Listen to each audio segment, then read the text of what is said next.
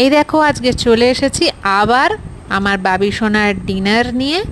দেখো কি সুন্দরভাবে, কি সভ্য ছেলের মতো, বাধ্য ছেলের মতো দেখো বসে আছে, বসে বসে খাচ্ছে। কি খাচ্ছে? আজকে মেনুটা কি? আজকে মেনু রাত্রেবেলা তো এখন রুটি খাওয়া শিখেছে, বুঝলে?